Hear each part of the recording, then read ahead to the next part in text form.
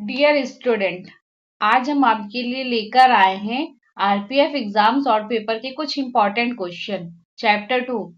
अगर आपने हमारा चैप्टर 1 मिस कर दिया तो आप हमारे चैनल पर जाकर उसको देख सकते हैं। चलिए स्टार्ट करते हैं। पहला क्वेश्चन हमारा है, प्रथम गोलमेज सम्मेलन कब हुआ था?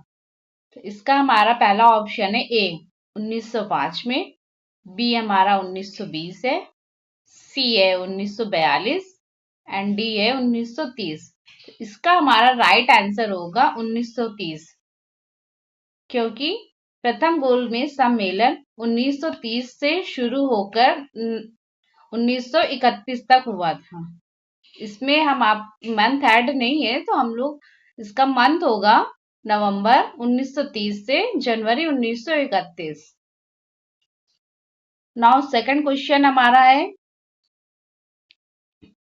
भारतीय संविधान में किस कानून को देश का सर्वोच्च कानून कहा गया है? तो इसका पहला ऑप्शन हमारा है नंबर ए सामान्य कानून, नंबर बी हमारा है सिविल कानून एंड नंबर सी हमारा है फौजदारी कानून एंड नंबर डी हमारा है संवैधानिक कानून।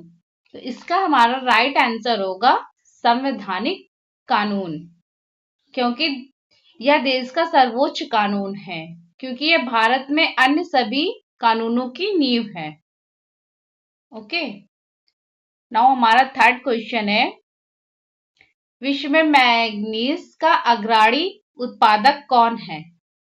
इसका हमारा पहला ऑप्शन है ए यूक्रेन, नंबर बी हमारा है मिस्र, नंबर सी हमारा है भारत एंड नंबर डी हमारा है दक्षिण अफ्रीका।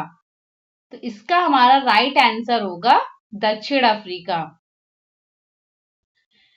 क्योंकि प्रचुर मात्रा में भंडार दक्षिण अफ्रीका को मैग्नीज के महत्वपूर्ण भंडार के लिए जाना जाता है, जो इसे विश्व स्तर पर मैग्नीज का सबसे बड़ा उत्पादक बनाता है। देश में विशाल मैग्नीज जमा है, जो मुख्य रूप से कलाहारी बेसिन में स्थित है, जो ऊपरी के प्रांत में फैला हुआ है। नाउ हमारा फोर्थ क्वेश्चन है, गोइटर के उपचार में किसका प्रयोग किया जाता है? इसका हमारा पहला ऑप्शन है ए कोबाल्ट समस्थानिक, नंबर बी हमारा है आयोडीन समस्थानिक एंड नंबर सी हमारा है यूरेनियम के समस्थानिक एंड नंबर डी हमारा है प्लूटोनियम का समस्थानिक। इसका हमारा राइट आंसर होगा आयोडीन समस्थानिक। आयोडीन आवर्त सारणी में तत्वों की पहचान उनके अद्वितीय परमाणु क्रमांकों द्वारा की जाती है।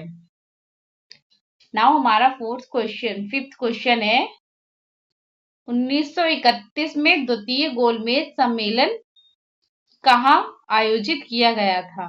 इसका हमारा फर्स्ट ऑप्शन है San Francisco and number B हमारा है कलकत्ता एंड नंबर सी हमारा है रंगून एंड नंबर डी हमारा है लंदन।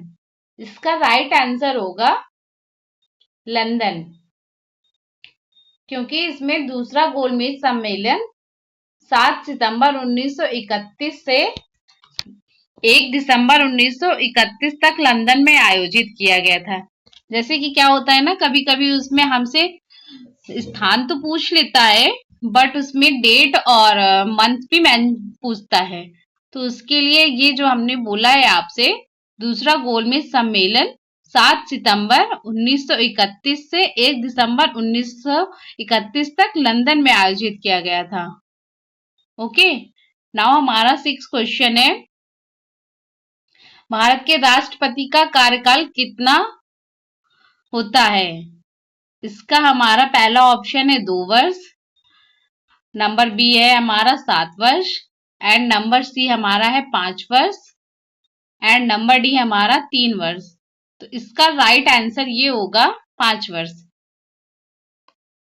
क्योंकि भारत के संविधान के अनुच्छेद 56 के अनुसार राष्ट्रपति 5 वर्ष के कार्यकाल के लिए पद पर बने रह सकते हैं।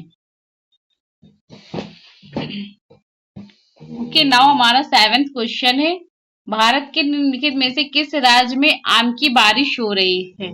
इसका पहला ऑप्शन हमारा है ए राजस्थान, बी हमारा महाराष्ट्र है, एंड सी हमारा केरल है, एंड डी हमारा उड़ीसा है। तो इसका राइट आंसर होगा केरल, क्योंकि मानसून प्रकार की जलवायु देश भर में एक अलग मौसमी पैटर्न की विशेषता है। जून की शुरुआत तक उत्तरी मैदानी इलाकों में कम दबाव की स्थिति तेज हो गई। महाद्वीप पर मानसून की वर्षा के 3 चरण होते हैं। पहला चरण हमारा होता है मानसून से पहले की वर्षा, एंड नंबर 2 हमारा होता है मानसून की वर्षा, एंड नंबर 3 हमारा होता है मानसून के बाद की वर्षा। कभी कभी इसमें क्वेश्चन पलट के पूछ लेता है ना, उस वजह से आप लोग ऐसे जवाब दे सकते हो। नाउ हमारा 8th क्वेश्चन है, किसने संविधान की प्रस्तावना को सार कहा है?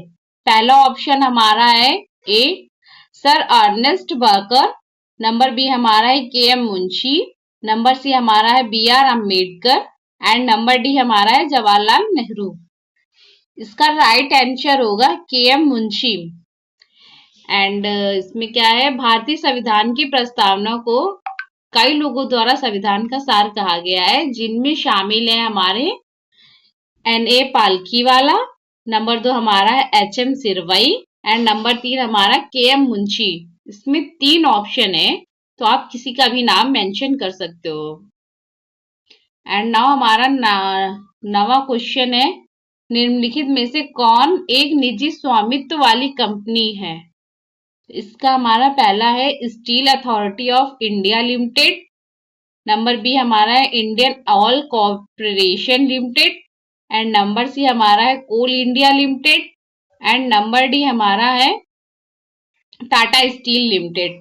तो इसका हमारा राइट आंसर होगा टाटा स्टील लिमिटेड, क्योंकि एशिया में सबसे पहले और सबसे बड़े विनिर्माण संयंत्रों में से एक Tata iron and steel company है, जिसे टिस्को के नाम से भी हम जान सकते हैं।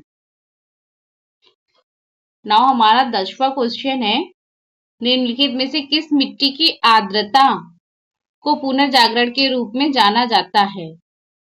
तो इसका पहला ऑप्शन ए है कृषि आपदा, नंबर बी है सामाजिक आर्थिक स्थिरता, एंड नंबर सी है जलीय स्थिरता, एंड नंबर डी है मौसम संबंधी खतरा।